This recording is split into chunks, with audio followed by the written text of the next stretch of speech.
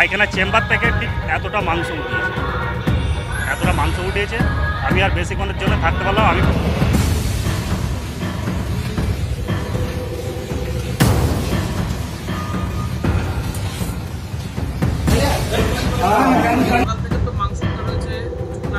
না, আসলে দেখেন 56 নাম্বার যে ফ্ল্যাটটা আমরা পরিদর্শন